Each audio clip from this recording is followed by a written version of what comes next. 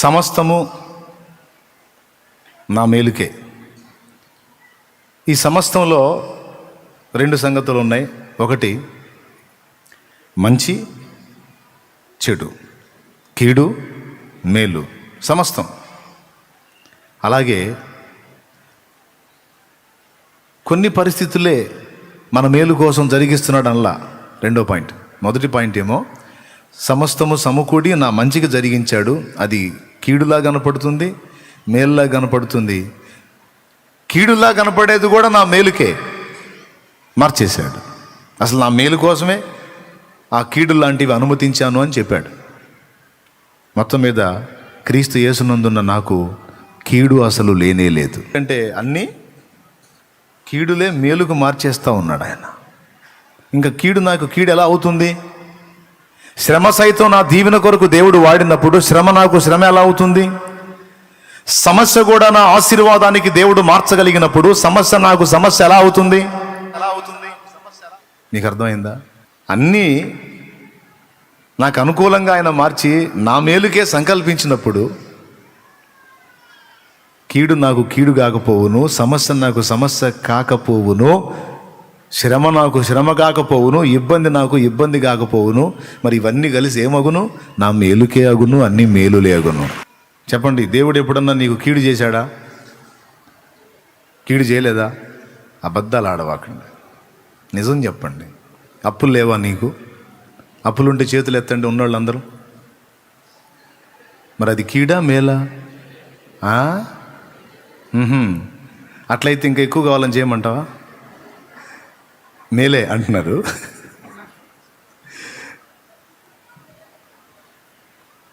అందరికీ ఉన్నాయి సమస్యలు, కానీ అన్నీ మేలుకే. ఒక్కటే మాట.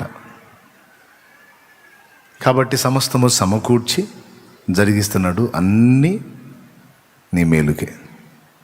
ఇది మొదటి మాట. రెండో మాట ఏంటంటే, సమస్తము అన్న మాట మన జీవితంలో కొన్నిటినే దేవుడు మన మేలు కోసం వాడుతున్నాడు అనలా. ఈ మాట బాగా గుర్తుపెట్టుకోండి. మన జీవితంలో కొన్నిటినే దేవుడు మన మేలు కోసం వాడుతున్నాడు అనలా. సమస్తము అన్నాడు. అంటే ఏదైనా నీ జీవితంలో అనుమతించబడుతున్నది ఏదైనా నీ మేలుకే మారిపోద్ది. అంతే, నీ మంచికే మారిపోయింది. నీ శుభానికి, ఆశీర్వాదానికి, క్షేమానికే కారణమవుతుంది. అట్లా అవుతుంది అంటే అది అంతే. నీ కొంచెం ఐడియా ఉంటే, నీకు ఆలోచన ఉంటే, నేను చెప్పింది నీకు ఇట్టే అర్థమైపోయింది. నాకు అర్థమైంది. అందుకే ఒకరోజు ఏడుపు, ఒకరోజు సంతోషం కాదు. క్రీస్తు యేసునందు నాకెప్పుడు సంతోషమే. అంతా యేసే అని యేసులో ఆనందించారు భక్తులు. కాబట్టి యేసులోకి ప్రవేశించిన రోజున, ఆ రోజు మొదలుపెట్టుకుని ఈ రోజు వరకు నేను అనుభవిస్తుంది చెప్తున్నా. ఇదే అనుభవం నీకు కూడా ఉంటే ఆనందం. లేదా అట్లయితే కొంచెం నేను చెప్పిన కోణంలో ఆలోచించు. ఇప్పటిదాకా దేవుడు నీ జీవితం అనుమతించినవన్నీ నీ మేలుకే మారి ఉంటాయి. సమస్తములో మేలు, కీడు అన్నీ ఉన్నాయి. మొదటిది. రెండవది, కొన్ని కాదు మన మేలు కోసం, అన్నీ. అందులో నీ బలహీనత ఉండొచ్చు, నీ అప్పు ఉండొచ్చు, నీ ఇబ్బంది ఉండొచ్చు, నీ నింద ఉండొచ్చు, అవమానం ఉండొచ్చు, లేముండొచ్చు, దోషం ఉండొచ్చు, ద్వేషం ఉండొచ్చు, నువ్వేమో పడి ఉండొచ్చు బాధలు. ఇవన్నీ, ఈ సమస్తము నీ మేలుకే అంటుంది వాక్యం. ఇంత అద్భుతమైనటువంటి సహాయకుడు నాకు దొరికి, మీకెప్పుడు దొరికాడో నాకు తెలియదు. నాకు దొరికి 18 ఏళ్ళు ప్రతిరోజు పండగ చేసుకుంటూనే ఉండా. నిజంగా చెప్తున్నా, మనస్ఫూర్తిగా చెప్తున్నా.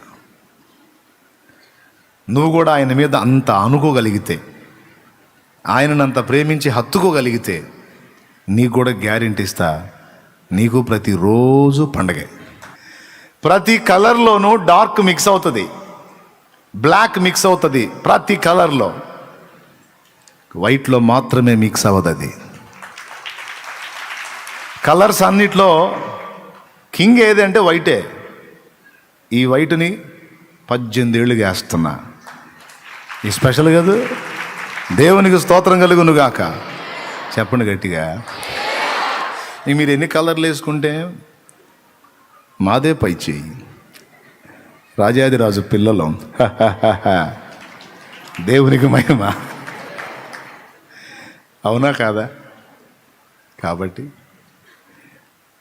ఆ రోజు నుంచి ఈ రోజు దాకా క్రీస్తులో ఆనందం, నిత్యం సంతోషం.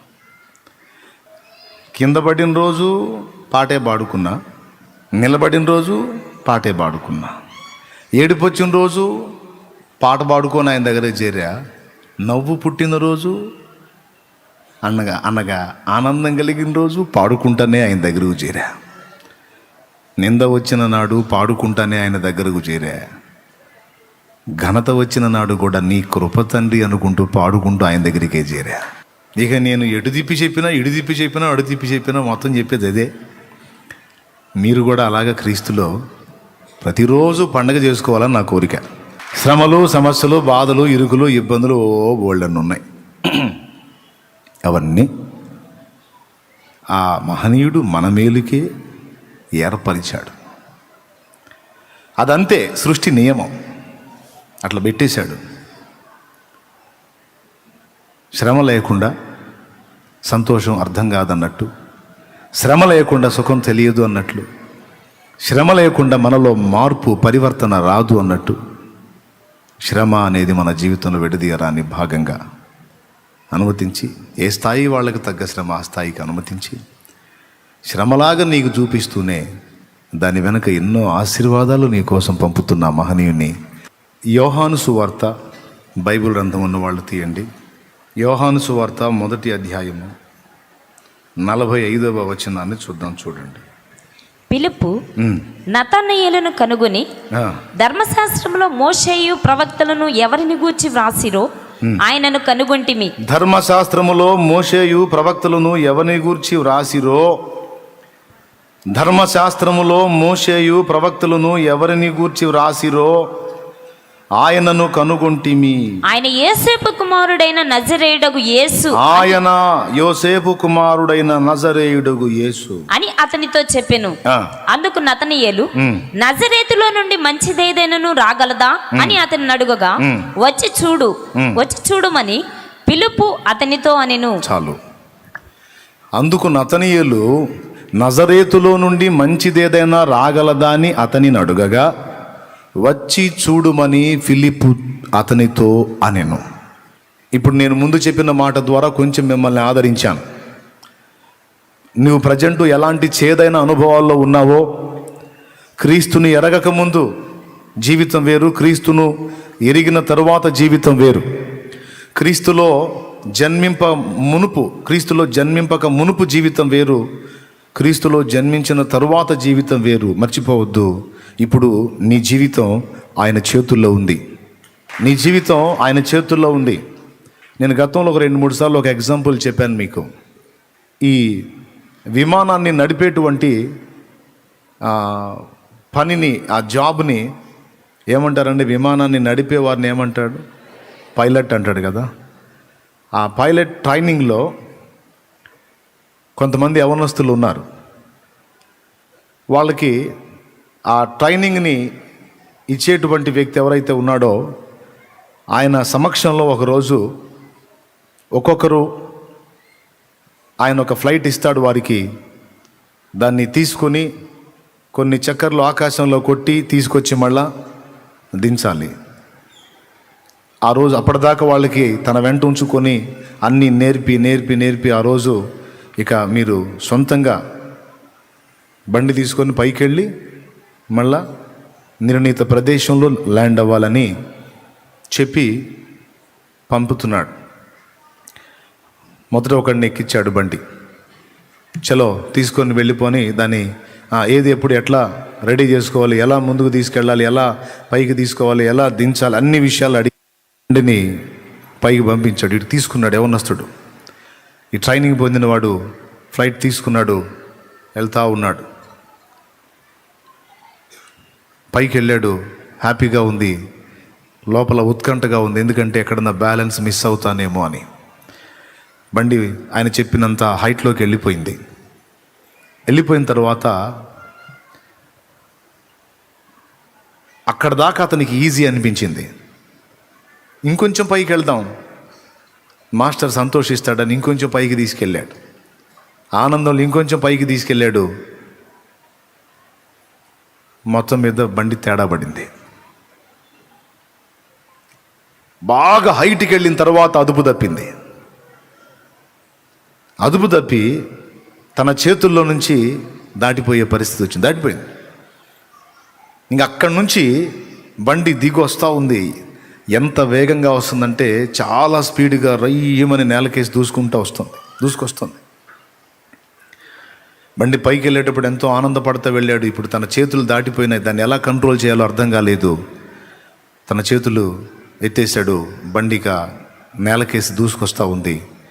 అది పైనుంచి కిందికి దిగే కొద్దీ ఊపిరి బిగబట్టేశాడు. శ్వాస ఆగిపోయినంత పని అవుతుంది. గుండె దడ పెరిగిపోయింది. చెమటలు పట్టేశాయి. బట్టలంతా తడిసిపోయినంత చెమట వచ్చేసింది. చూస్తానే ఇంకొన్ని అడుగులు దిగింది. ఇంకొంచెం దాదాపు ఇంకా చాలా సమీపంలోకి రాగానే ఇంకా తను నిర్ణయించుకున్నాడు, అయిపోయింది, ఇది వెళ్ళి నేలను ఢీ కొడుతుంది, నేను అయిపోవటం ఖాయమని బిక్కజచ్చి బాడీలో షివరింగ్ స్టార్ట్ అయ్యి గడగడ వణికిపోతూ ఉంటే తను నిలిచిన ప్రక్కన ఒక స్పీకర్లోంచి వాయిస్ వినపడుతుంది. ఆ బండి నడుపుతున్నటువంటి వ్యక్తి పేరు రమేష్ అనుకుందాం. రమేష్, డోంట్ వరీ అన్నాడు.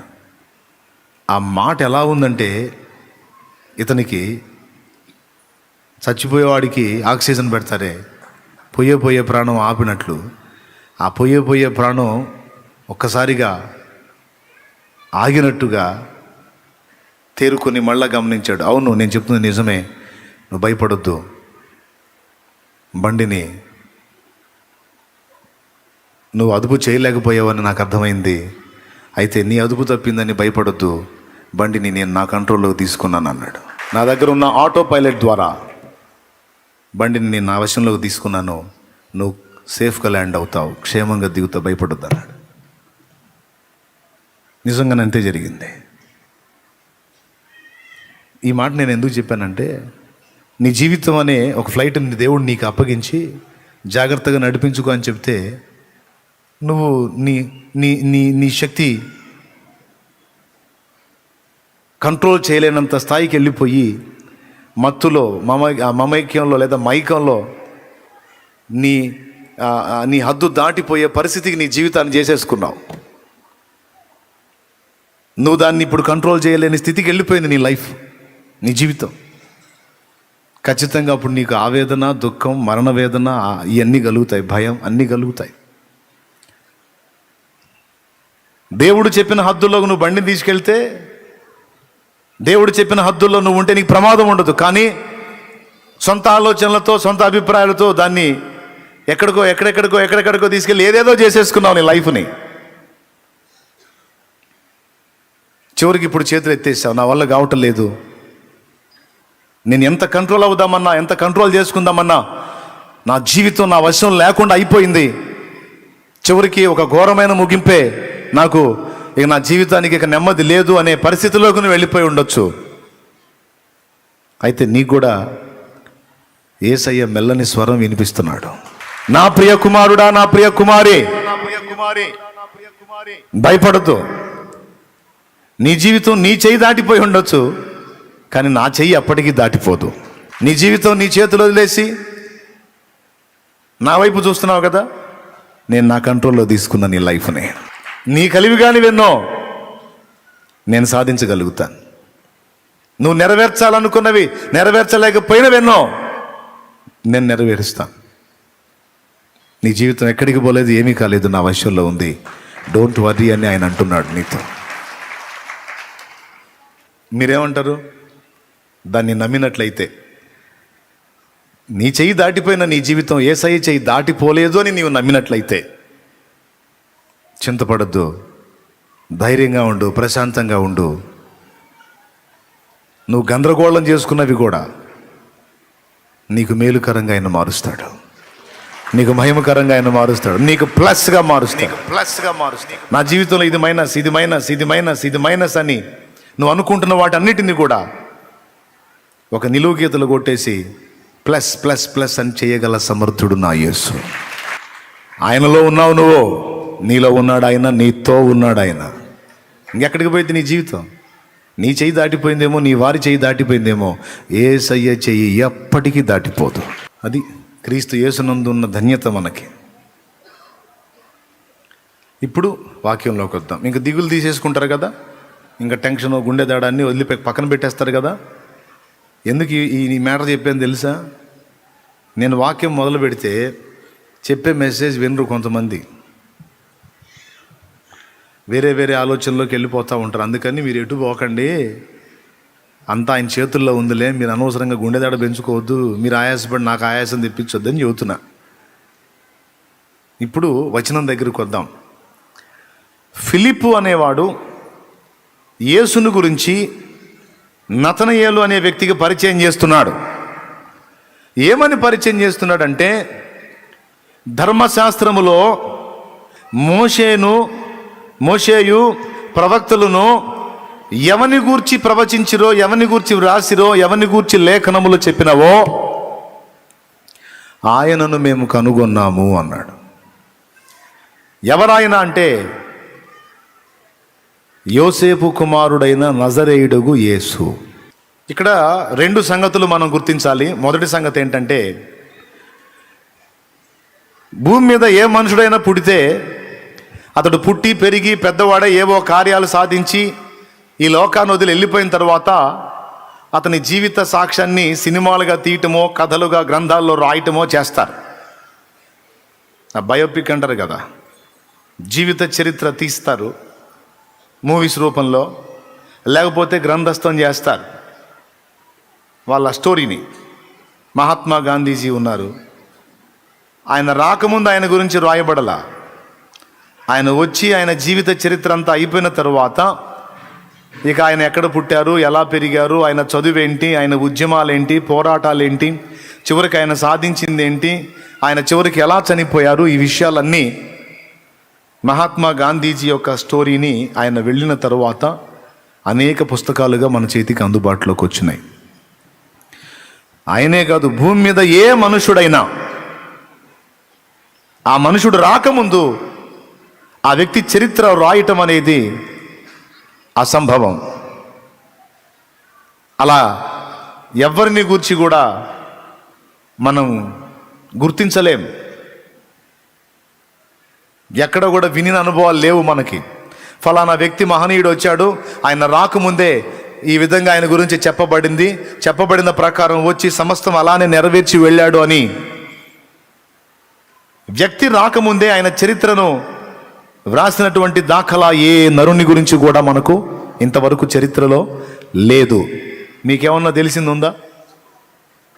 ఒక్క యేసు తప్ప. యేసు ప్రభుని భూమి మీదికి తండ్రి పంపించేటప్పుడు, బాగా వినండి, యేసు ప్రభుని పరలోక తండ్రి భూమి మీదికి పంపేటప్పుడు ఆయన భూమి మీదికి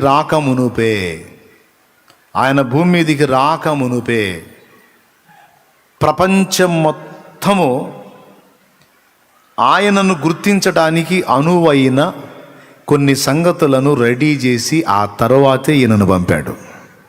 ఇశ్రాయేలుకేమో టోటల్గా ఆయన చరిత్ర మొత్తాన్ని దాదాపు అందించేశాడు. ఆయన ఎలా పుడతాడో చెప్పాడు, ఎక్కడ పుడతాడో చెప్పాడు, ఎందుకు పుడతాడో చెప్పాడు, ఏమని పిలువబడతాడో చెప్పాడు, ఎలాంటి కార్యాలు సాధిస్తాడో చెప్పాడు, ఏ విధమైన శిలువ మరణం పొందుతాడో చెప్పాడు, ఎలా తిరిగి పునరుద్ధారుడు అవుతాడో చెప్పాడు. అంతేకాదు సుమి, ఆయన తిరిగి రెండవ రాకడలో ఎలా వస్తాడో చెప్పాడు, సంఘాన్ని ఎలా తీసుకెళ్తాడో చెప్పాడు, తరువాత అక్కడికి వెళ్ళిన తర్వాత ఏం జరిగిద్దో చెప్పాడు, భూమి మీద యేసురాజు చేయబోయే 1000 ఏళ్ల పాలన గురించి చెప్పాడు. టోటల్గా అనేక సంగతులని ఆయన రాకముందే ఆయన భూమి మీద కన్యమరియ గర్భాన పుట్టక ముందే టోటల్ అయిన మ్యాటర్ మొత్తం ప్రవక్తల ద్వారా మనకు అందుబాటులోకి తెచ్చాడు దేవుడు. విపులంగా, క్లియర్గా, డౌట్ లేదు. పాత నిబంధన అసలు ఎందుకు బైబిల్లో మీరు చెప్పండి? క్రొత్త నిబంధన సరిపోదా? పాత నిబంధన ఎందుకు? యేసయ్య వచ్చి క్రొత్త నిబంధన ఏర్పాటు చేశాడుగా. పాత నిబంధన అంటే ధర్మశాస్త్రము, ఆచార విధులు, కర్మకాండలు, వగైరాలు, బలులు, అర్పణలు, నైవేద్యాలు, ధూపాలు, దీపాలు ఇత్యాది వాటితో నిండిపోయి ఉంటుంది కదా పాత నిబంధన. జంతు రక్తం మొదలైన వాటితో. క్రొత్త నిబంధన ఏంటి? ఇది నా రక్తము వలనైన క్రొత్త నిబంధన. పాతదైన నిబంధనను రద్దు చేసి క్రొత్త నిబంధన లైన్లో తీసుకొచ్చాడు గనక మనకి క్రొత్త నిబంధన ఉంటే చాలు అని కొంతమంది పరిశుద్ధులు ఏం చేశారంటే బైబిల్ మొత్తాన్ని పంచరు. బైబిల్లో క్రొత్త నిబంధన వరకు ఓ పుస్తకం చేశారు. ఆ క్రొత్త నిబంధన గ్రంథాలు పంచారు. నా చిన్నతనంలో కూడా ప్రేమ సందేశం అనే పేరుతో క్రొత్త నిబంధన బైబిళ్ళు పంచారు.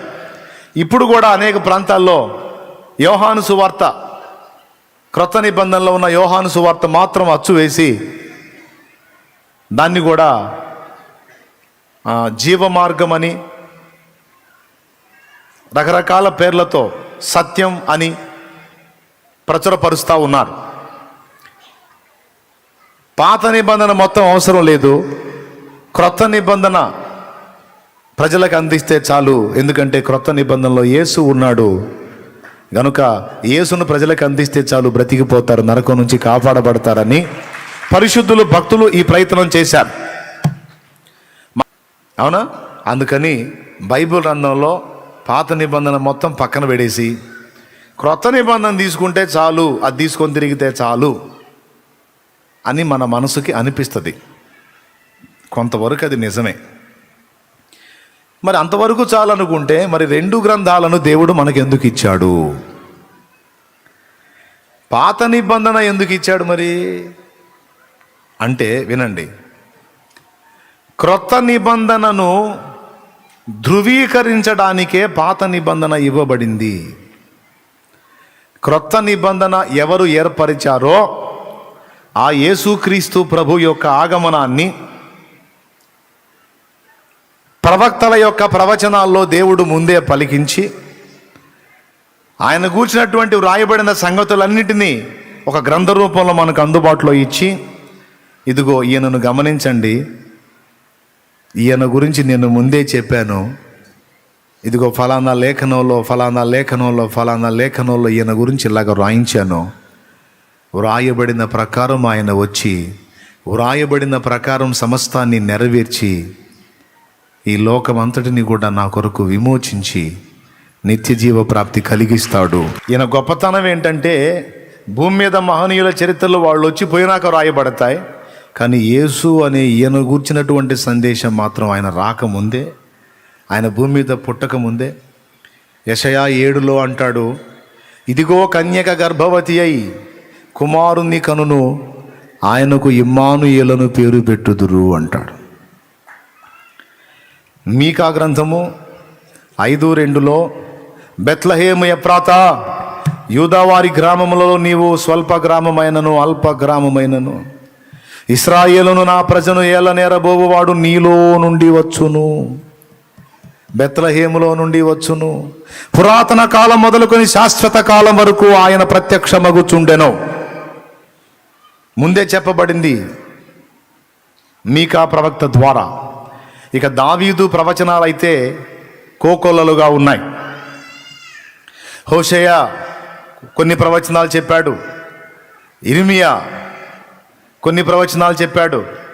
రామాలో అంగలార్పు వినబడును, రాహేలు తన పిల్లల విషయమై ఓదార్పు పొందా నొల్లకుండెను. యేసు పుట్టినప్పుడు జరిగేటువంటి ఘట్టాన్ని గురించి ప్రవక్త ప్రవచించాడు. నజరేతులో నుండి నా కుమారుని పిలిచి తిని,